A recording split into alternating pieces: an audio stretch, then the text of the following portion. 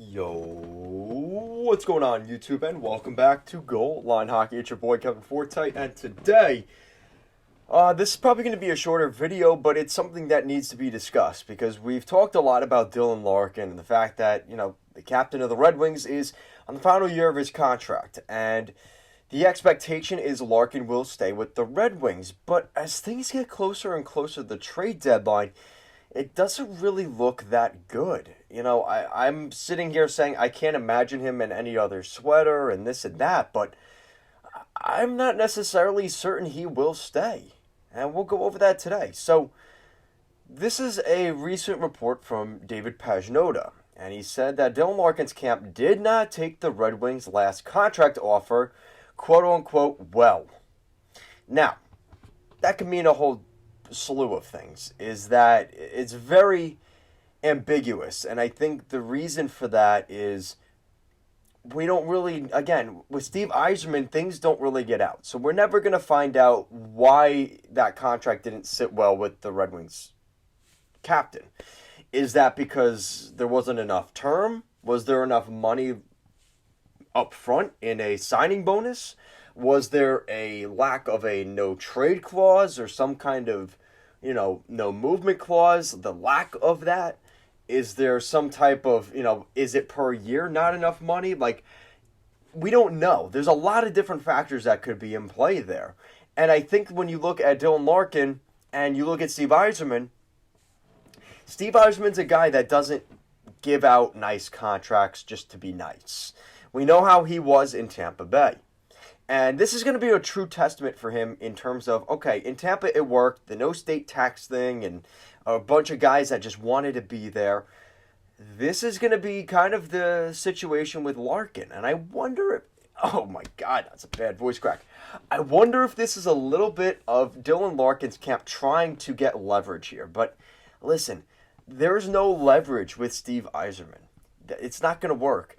And when you look at Dylan Larkin, and I've said this a lot recently, it's not even just Dylan Larkin's contract, it's every other contract in the next couple of years that's going to come after Larkin. That Larkin's contract is the precedent contract on this Red Wings roster. Not only is he the captain of this team, he's played at the University of Michigan.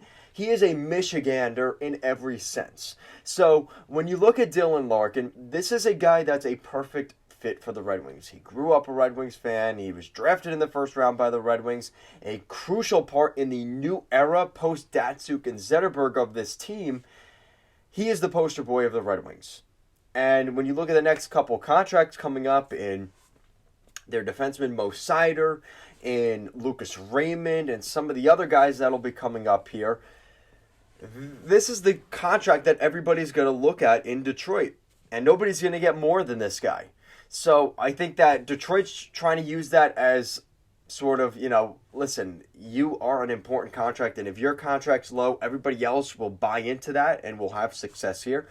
And to an extent, Larkin's saying, listen, I'm the poster boy for the Detroit Red Wings, and you have to pay me in that way. So I think it's a combination of both sides settling it out. Listen, we've seen Tampa Bay run things to the wire with guys like Steven Stamkos in the past. And remember, he was the captain of the Lightning, right? Remember, everybody thought for certain Stammer was going to leave the Lightning. And he was guaranteed to go to the Leafs. And the night before, lo and behold, he found a contract extension with the Lightning, just like that. And look how things worked out for Yzerman and that patience back then. Things really worked out because then they got Hedman to a good deal after that. They got McDonough, Sorelli, Kucherov, at the time Jonathan Drouin, Mikhail Sergachev. All these guys since have signed lesser money to buy into the culture of we're going to take less money, but we're going to win championships here. I think that's what's going to happen here with the Red Wings. I think that's what's going to happen with Larkin. He might even field offers this summer from teams like Nashville and the Islanders and the Rangers and the Canucks and all these other teams that are around. But at the end of the day, he's going to sit looking at Lake Erie. He's going to sit there and say to himself, I can't see myself wearing any other jersey other than the pinned wheel. And I just think we're going to, the winged wheel. The pinned wheel is up in Boston. We don't have to talk about them. The winged wheel. I don't see any other scenario where I can play anywhere else. I'm a true Michigander. I'm going to stand to my word. I'm going to wear the PJs of Michigan. Michigan Wolverine bottoms with the maize and blue and red and white shirt with, my PJs being a true Michigan native. I'm going to stay with the Detroit Red Wings. Stevie Y, what is your final offer? I am going to be a Detroit Red Wing for the remainder of my career. I can't imagine myself anywhere else. That's what I'm expecting July 1st, honestly.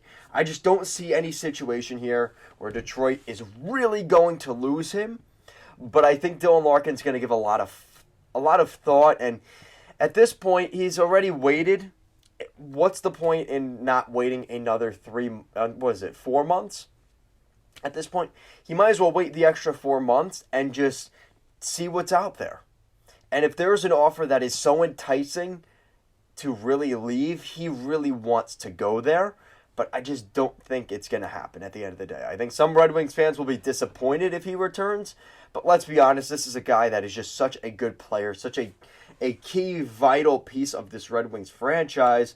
And it kind of goes along the narrative of Michigan players wanting to play in Michigan.